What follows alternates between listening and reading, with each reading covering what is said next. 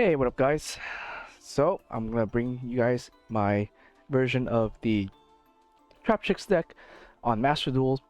As some of you know, the secret pack finally came out, so they add a bunch of new Traptrix cards to the game.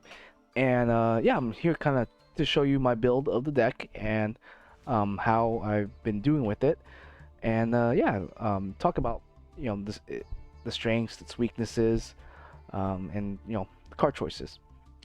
So for this particular deck, I went for 40 cards, playing a bit of the plant theory on engine. I do like this engine. Sometimes it sucks to draw it, but for the most part, I think it really is nice to have like another way to extend your plays. And these cards are super easily searchable using either the Jasmine or you use the Sargrass here.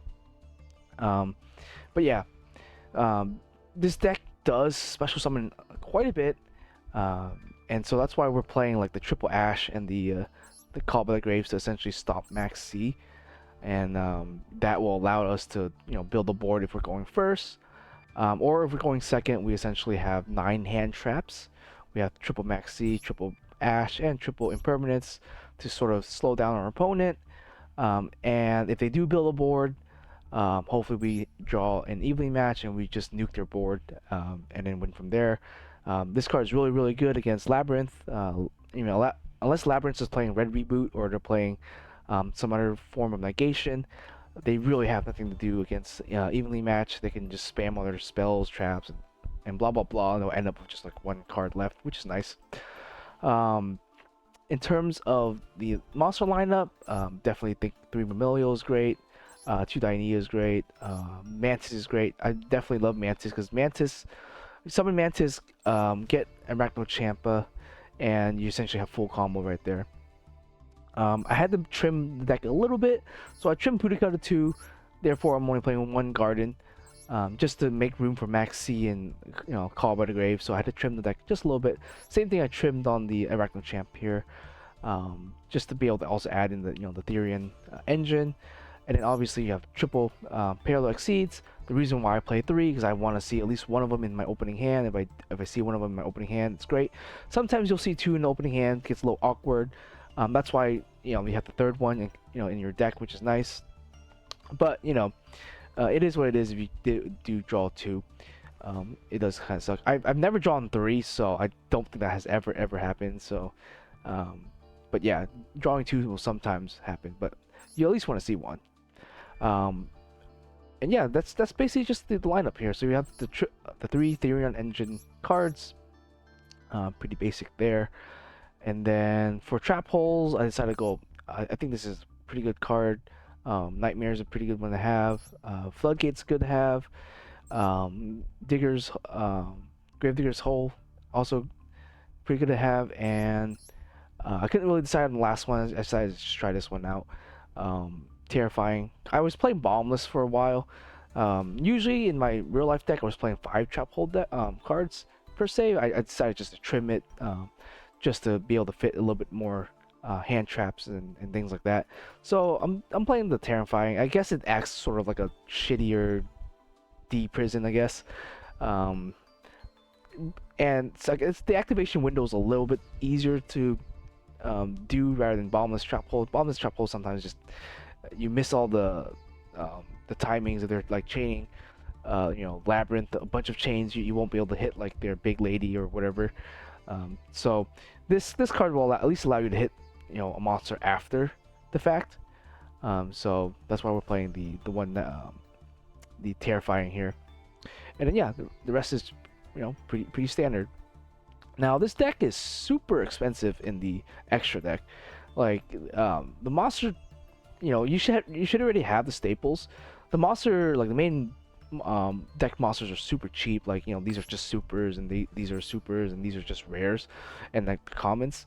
Obviously I have staples like Impermanence, Maxi, all that. These are just generic, so you should already have them. But yeah, otherwise the core of the deck is really cheap. The core like monster layout is pretty cheap. it's where you get to the extra deck that gets a little bit more ultra heavy. Um, Now, since I'm playing the sort of the plant variant, I did need a couple of ultras that are sort of not useful in any other deck, unless you're playing other plant decks. You're playing like Rikas um, or something like that. Then you might, you know, like the Rika Queen here and the Jasmine might be useful. But outside of that, like these are ultra cards and they're not very useful outside of a couple of decks. So if you want to build this version of Traptrix, yeah, be prepared to invest heavily in the extra deck. And with this extra deck, I've played through lots of games, and I think I have the numbers down where I like them to be. And so I've summoned out basically everything. Not Zeus that much. Ironically, I don't really summon Zeus all that much, but everything in this deck I've at least summoned out multiple times. So let me go through some of the choices here and kind of talk about them. Rafflesia, this deck doesn't want to sit on Rafflesia. Rafflesia is like if you have extra bodies and you didn't open up with the Gravediggers, and you're afraid of like a Nibiru or a Maxi or something at that point, then yeah, you can go in Rafflesia to sort of protect your board, but you almost never summon her unless you're like really desperate or something like that. Time Thief Redoer is just another great card to have. If you can summon him, he sort of becomes like a sort of mini raid boss. He's really hard to deal with and interact with. The best way I've seen people deal with him is basically just Ash Blossom his effect. But if they Ash his effect, great. If they still can't kill him, they just Ash for nothing. So yeah, Time Thief Redoer is a great card. Rika, just part of the combo. So you kind of want to craft her there. The Therion or the Springen and the Sargass are just to search for the usually the Disc Coliseum or Borea, whatever you're missing, you can search for with it. It's also a 28 beater. It also has another good effect. So if you detach Exceed material or any card detaches seed material, you can blow up a card on the board. Usually you just go into him, search something, and then attack with him, and then go into Zeus. So you have a 4 material Zeus. So that's his use. So I do think he's useful to have, and the fact that he's a 28 beater, just using two of any card to make him a 28 beater, pretty good, right? Because I think that's the strongest thing that we can make outside of Zeus. Obviously, that's just 28. Sacred Tree Beast Hyperion is just another part of the combo. And then I found that I only ever use 2 Sarahs. I never go into the third one. If I need extra Sarahs, I would just bring it back with Hortia. Cash is not in the game yet, so maybe when Cash comes out, this deck is a little bit weaker to Cash because they can start ripping some key components out of the extra deck. But until that happens, I think just 2 Sarahs is good enough. Jasmine, sorry, Aroma Therapy Jasmine or Therapy Jasmine is part of your combo. Really good to have her. Elsa here, really good too. She serves 2 purpose. You're bound to see a lot of Maxi, so if they pitch a Maxi and you can maybe bring her Maxi back, use her and Maxi to make I guess you can make an Alpis with it because Maxi is an insect. So that, yeah, right? I'm pretty sure, yeah. So you can make an Alpis with it, or you can go into a Boar Lord. So those are the 2 kind of main things. You can also use Elsa to get rid of a whatchamacallit, Ibli. If there's an Ibli on your board, you can just normal summon a any of your Traptrix monsters, and then just link it away to go into Elsa. Or if you have a Borea and like a Traptrix monster or any monster on the board, and you need Borea in the graveyard, you can link that monster in Borea for an Elsa. And yeah, so Elsa is just a very good utility card in the deck. But yeah, that's basically her purpose there. Just one Adipose, I only ever really summoned one of her. She's since I'm not playing Mardu, the generator, Mardu, just because I wanted to sort of trim the fat here. I don't know if that's her actual gen. The sorry, generators. Let me filter this real quick.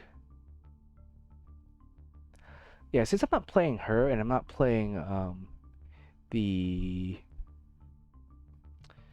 sorry, my brain's like a little fried right now. There you go. Yeah. So Mardell, sorry, I can think it's Mardu. Mardell, I'm not playing her in this particular build because I need to trim the fat, and you know she's obviously a brick when you draw her, and sort of in a best of one scenario, it's not too great. So that's why I decided not to play her. But if you played her, then you can obviously go into the Alpalooza play. I decided to cut her, and so by cutting her, you end up having Jasmine and Borea on the board a lot by itself, so you end up just going into Adipus a lot. So you actually bring out Adipus a lot more nowadays since I don't play the Mardell. Also, for the last two cards, I played this guy because I will sometimes use this effect and it will lock me into the plants insects, so that's the only card I can bring out. Boar Sword has won me a lot of games. It's just one of those cards that come out of nowhere and you just kill them on the spot, or they have a really weak board and you just OTK someone. So that's why I'm playing the Boar Sword over the Alpalooza, because Alpalooza, it's a great card, but you have to play Mardell. If you don't play Mardell, it's not really worth it to play Alpalooza, because you know with Alpalooza you can maybe make a 2 material Alpalooza. I'm not too sure if that's even worth it. So or not 2 material, like it's really hard to bring up Alpalooza without the Mardell. So we're playing Boar Sword, and Boar Sword has served a pretty good purpose. Anyways, that's just the deck. So let me play against the CPU a little bit and just kind of show you how the deck works here. Sorry. Yeah, I'm still grinding to masters at the moment. What haven't I done here?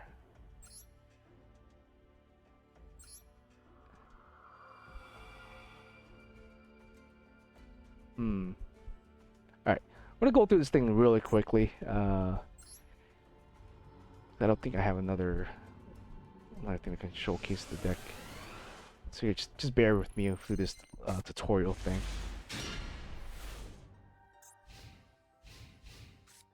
Just try to blah blah blah. Don't matter. Let's see if we just do this in under a minute. Blah blah blah blah blah blah.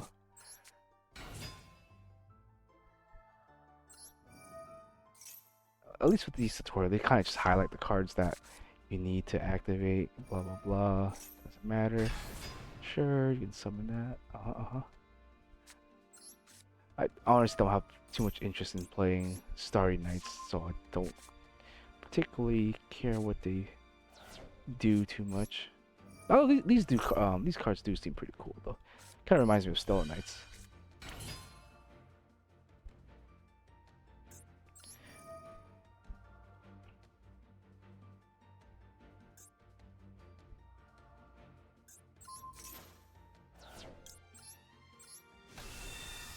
It does kind of look like a Blue Eyes White Dragon, so.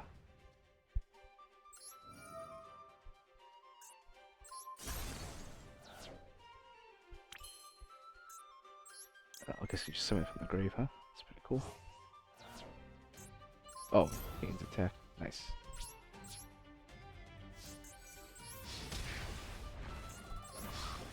Alright, so we're gonna play against the CPU just to, show the combo, and we don't have a timer to kind of rush through it, so play a couple games with the CPU just to show how it works. So just do that. Since some of you guys did ask me to make a tutorial video, this will kind of be like a sort of tutorial video. Alright, so it's a pretty decent hand, right? So we're just gonna go with normal summon. Since we have the gardens, we don't really need to grab uh,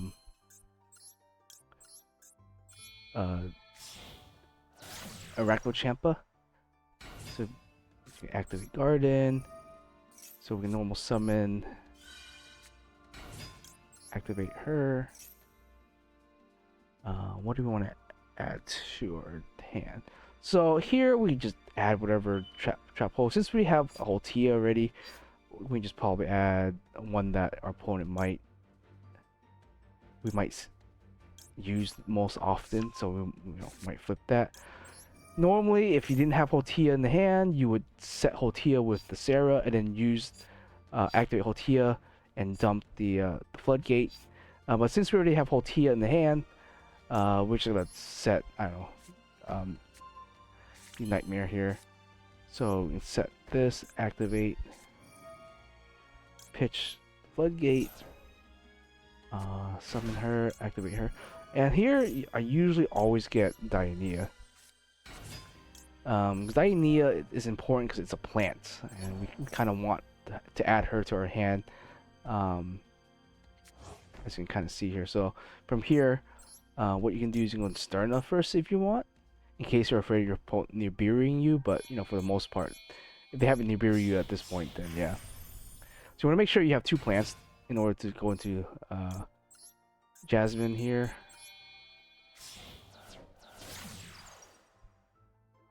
And then you activate Jasmine. It doesn't really matter what you detach. And here's why it's important, because you need 2 plants in the graveyard. And you don't want to add Sarah back to your hand because you get nothing. So you want to add Diania so you can summon her next turn for a backup play. I mean, that or you can summon off with Boudica, but Boudica doesn't do anything. At least when you summon Diania, you can set the floodgate that you just, or the trap hole that you just pitched. So that kind of helps there. Now that's out of the way. We can go ahead and activate Jasmine. We're going to tribute Sterna. We're going to summon up Borea. Then we're going to activate Sterna's effect. Once it gets tributed for a cost, you can summon out Hyperion and attach her as a material. Here we're going to activate Borea and we're going to send away the Garden. Now normally if you're playing Mardale, you can summon out Mardale. Mardale will fetch you the Borea, and then you can summon Borea from hand, and then basically do all this combo right here. So Mardale usually gives us an extra body, so we can go into this guy, or if this was Alpaloosa. But in this case, I'm not playing the Mardale, so it doesn't matter too much. So we're gonna activate the Borea. I'm gonna send Gardens. The reason why we're sending Gardens, we're gonna end up searching for the this Colosseum. So yeah, we it's gonna get destroyed anyway, so you might as well use it. You don't want to activate Hyperion right now. Reason why is we have a spell card and we're about to activate a spell card, so you want to add you want to attach a spell card to Hyperion as an Omnia Gate, because Hyperion sort of acts as kind of like a Macabre. So whatever material it detaches during your opponent's turn, it can negate that particular effect. So right now it can at least negate one monster effect, but we want to give it the option to negate a spell card. So we're going to activate, now we'll activate it. We're going to attach the Garden to Hyperion, and then we're going to resolve this Colosseum. Unfortunately, we already have Regulus in our hand. Normally this would search out Regulus, but as you kind of see, it's already in my hand, so ignore that.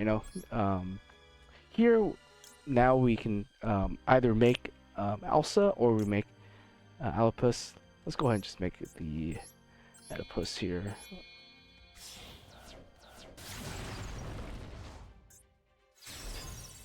And then we can activate Regulus after that.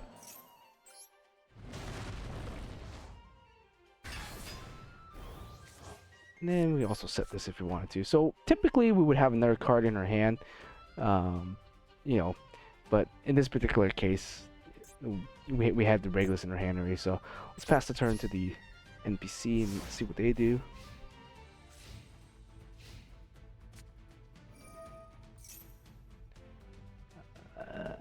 I guess we can interrupt them. we can go ahead and activate this. We have no traps in the graveyard anymore. That's why she lost some power. But we get to do this instead.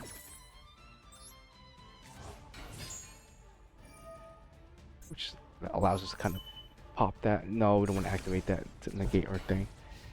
Since we're playing as the NPC, it's pretty weak in terms of what it does. Drew another one, sure. Doesn't matter. Sure, activate this, summon out Mantis. Sure. Let's attach the Roman therapy here.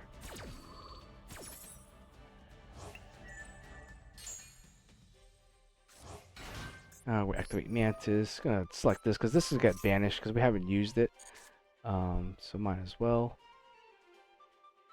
I guess we could have done made a Sarah first, but yeah, whatever. For the purpose of this demo, it doesn't really matter too much. I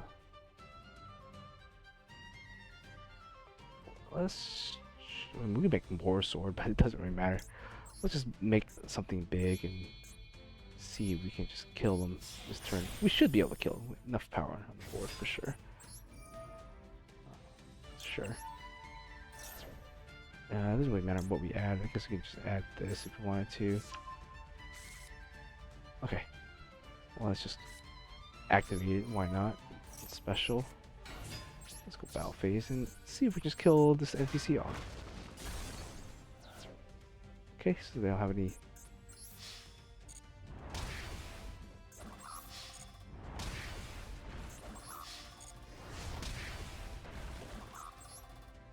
Oh. Alright, cool. I think not too difficult, right?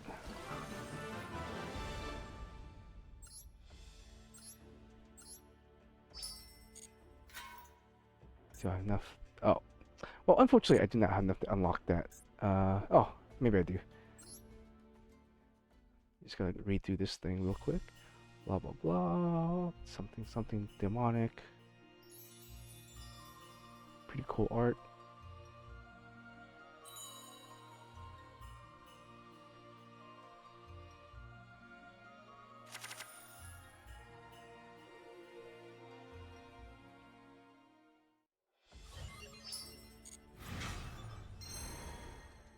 Sure.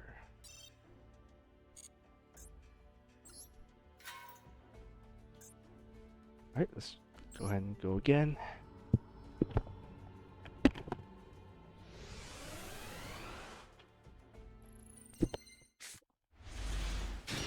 Alright, so this time I think we're going second. As you can kind of see, it's a pretty decent hand. I don't really expect them to make like a crazy board or anything like that.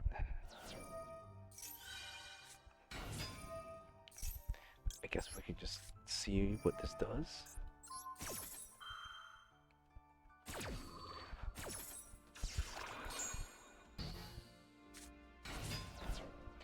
Alright, so, it's their board is pretty weak. So we drew another parallel exceed, but it doesn't really matter.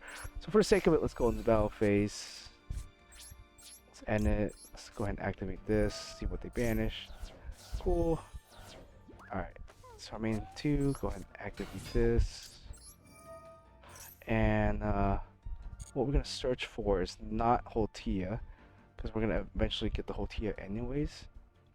So what we can do is just, I don't know, I guess we can just grab this, right? So summon this.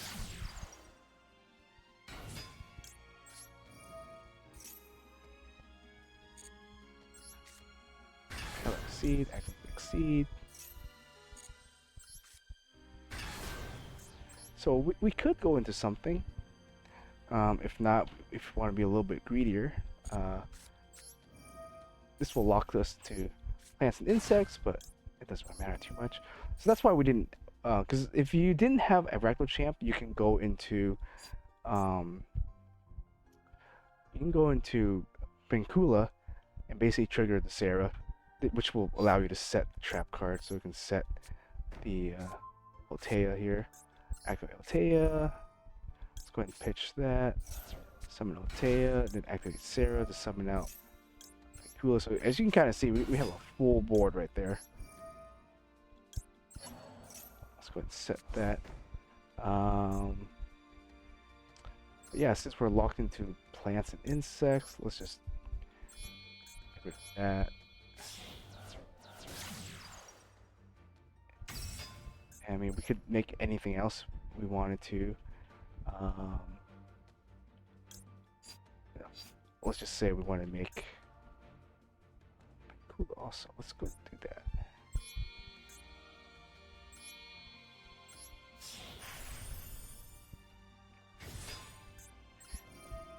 And let's say we pitch something, doesn't matter. Let's search for Futica. And we go Sterna. When you summon Sterna, make sure you put it into one of the zones that Jasmine is pointing to, otherwise you're gonna have a really bad day. Let's go ahead and pitch that. Doesn't really matter which one. Grab back the Diania. So as you can kind of see, it's pretty autopilot after a while.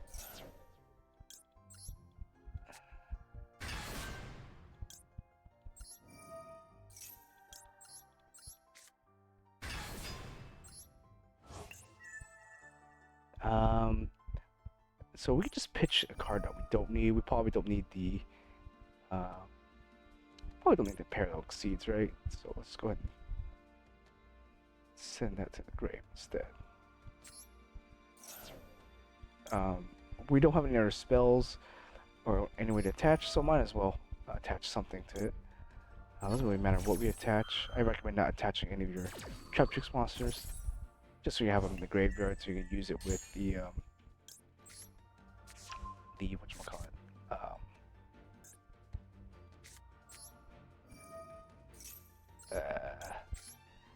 use it with the Hotea. Sorry, brain kind of froze there for a second. Let's go ahead and do this. Yeah, why not? All right. Adipus. Activate Ethereum.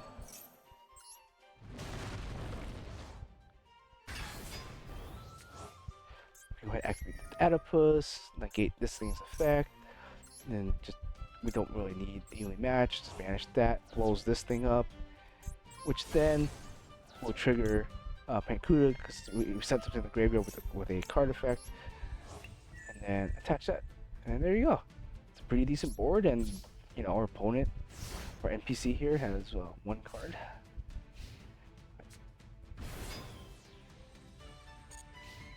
And yeah, it looks like a easy win for us, I suppose. Sure, for the heck of it, we'll just go ahead and summon out her.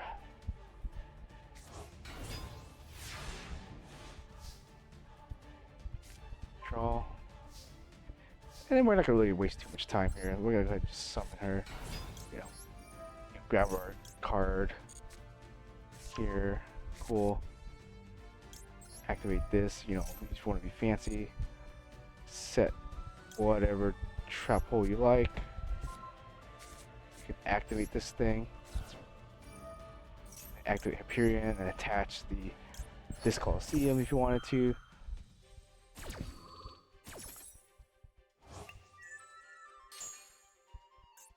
Activate this.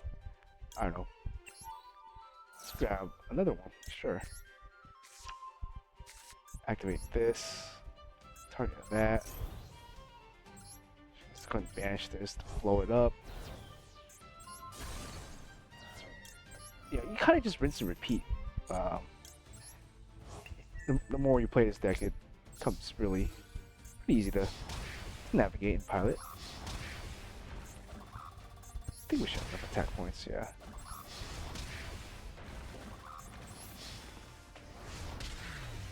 Alright. There you go. So you can kind of see that you don't necessarily need to... You can still set a board up going second. You know, that's what the evenly matches kind of do. And help you kind of clear your opponent's board, and then you get to do that. And so we'll do one more demo. I think that'd be good enough for you guys to kind of pretty much get the hang of this deck, right? So our hand here is kind of but we're going first. Oh, we don't want to activate Maxi on our own thing here. And I can show you different variants of this combo, so we're probably not going to need evenly match.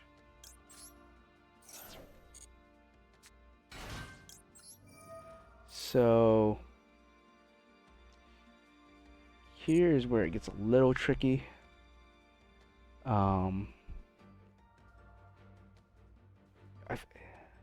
You still want to summon a plant monster. Oh no, actually we have Pudica in the.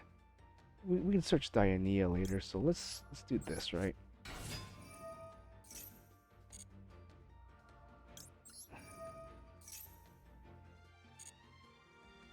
We can set a trap. You usually don't want to set that or Holtea because you're having on the board. Let's just go ahead and set this, right? If you want to abuse this a little bit more, you can go into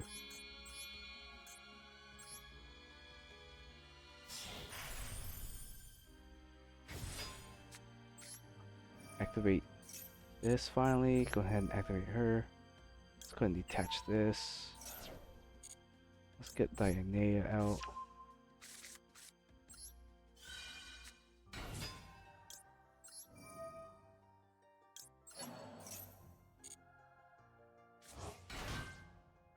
So now we can indeed still do our full combo, honestly. You'll lose the Pancula, but what we can do here is use Pancula and Sarah.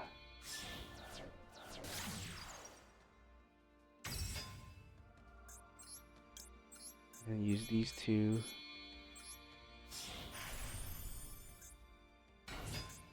Activate this. You can detach Dianea and then just add her back again, so it doesn't really matter too much. Yeah. Go ahead and activate this, tribute her. Summon Arborea.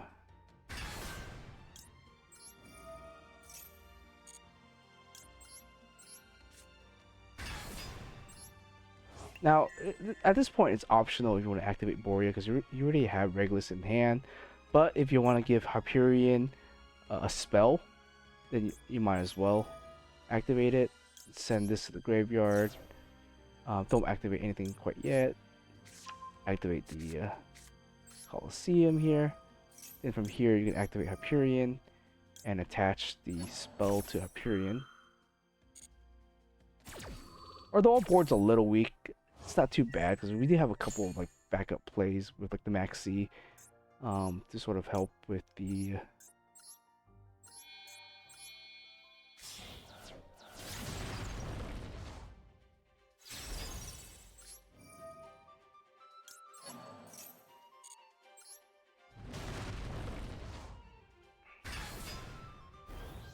yeah. So this, I mean, with Maxi alone in our hand plus 2 negation, that's or I guess technically three interruption plus whatever we have in our graveyard with the Hotea.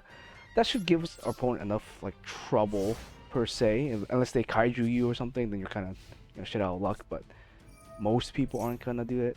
Yeah, let's go ahead and why not use the Hyperion's effect. I didn't even bother reading what it did.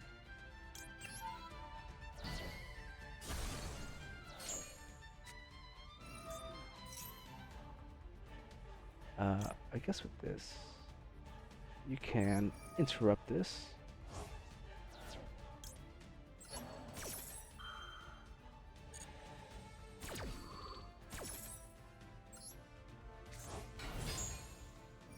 Before the game state is open, you can just destroy that. And yeah, it's kind of how like you play the game. Just force your opponent to kind of make awkward moves. Oh, that's pretty interesting. Well, here we can not summon Parallel Exceeds because we have nothing to exceed into unless we go into a straight up war sword, which we theoretically could. So let's do this. Right, activate this thing. I don't know. I guess we can summon out her.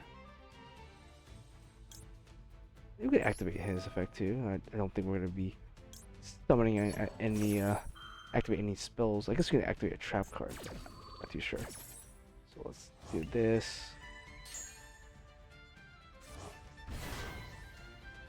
Let's go ahead and summon out Boar Sword.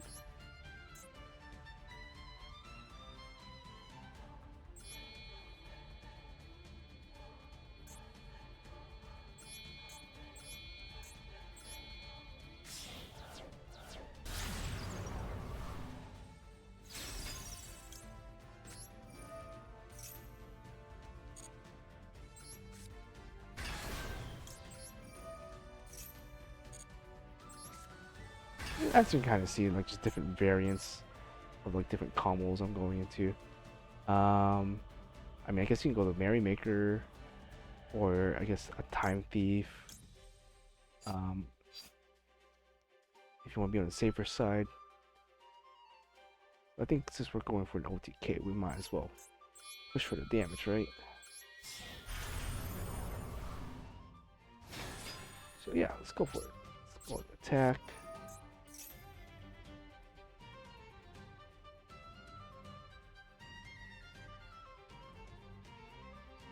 I suppose we could just activate the Max C.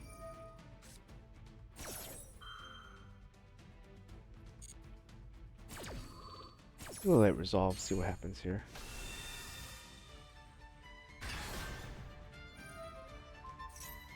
Yeah, we just activate this thing.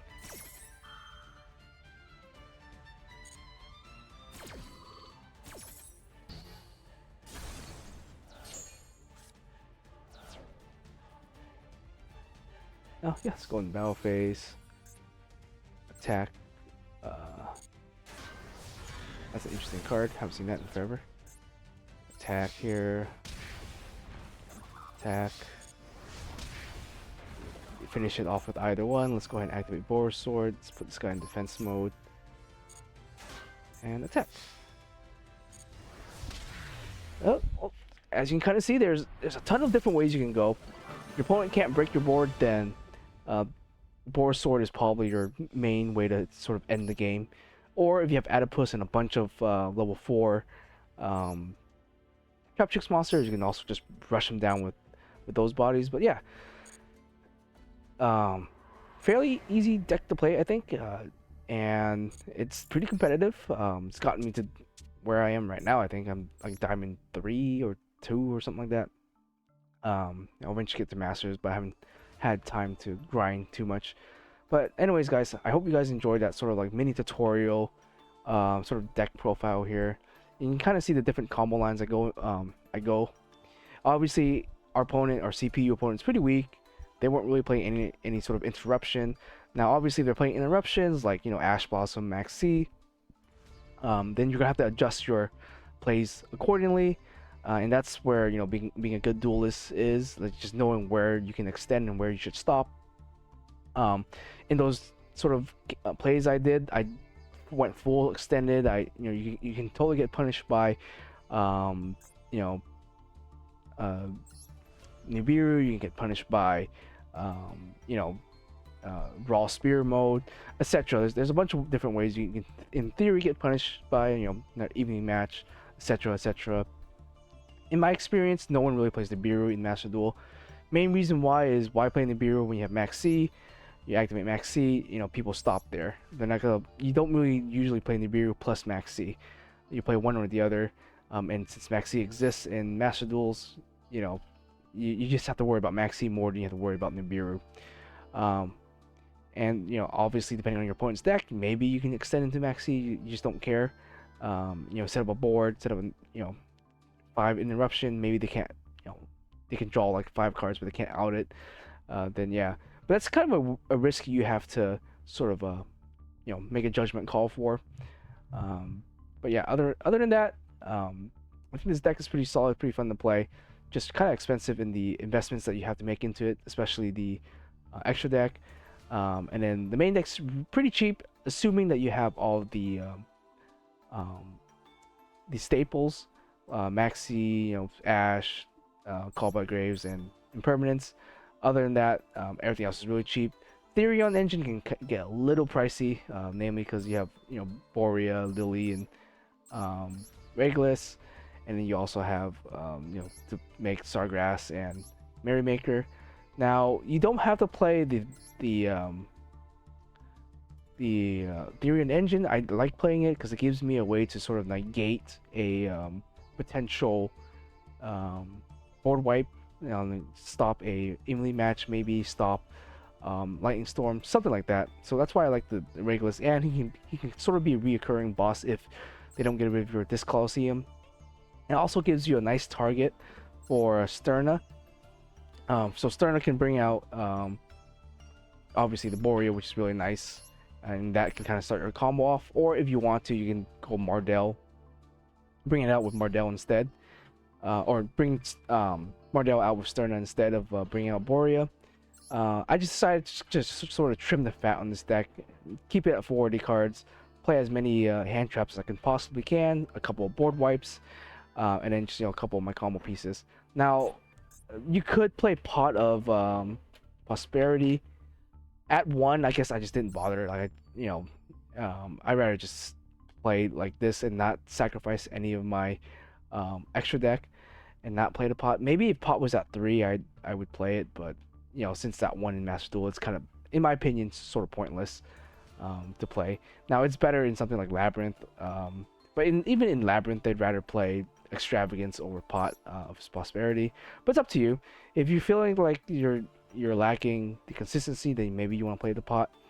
If you're playing more of the regular version, something like more standardized Traptrix, like maybe something like this, then you can add in the Pot. This deck is just something I'm just kind of screwing around with right now. This is more or less a pure Traptrix deck that doesn't have any Therians, but I feel like this version is a little bit weaker. It's more cookie cutter. It's got less extenders and less ways to extend your plays. So that's why I prefer sort of the plant version, with the Sterna and the Jasmine and the Borea, and it's kind of fun to play. You don't really see this version of the Traptrix that much on Master Duel. The only thing you gotta be wary about is obviously there's some frustrating hands where you'll draw like this Colosseum with Regulus or something like that, and you're just like, wow, but it's only 3 cards. Honestly, if you draw one of the, any of these pieces, obviously the Regulus is the worst card to draw. Borea and this Colosseum are perfectly fine cards to draw. But yeah, other than that, like the rest of the deck is pretty. The engine runs pretty well. You obviously have to just be wary.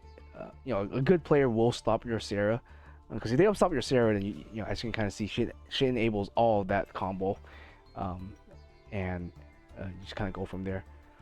Anyways, guys, I know this run is running a little long, and I hope you guys learned something. And if you do, or if you want to leave a comment down there, go ahead and do so. And I will see you guys next time.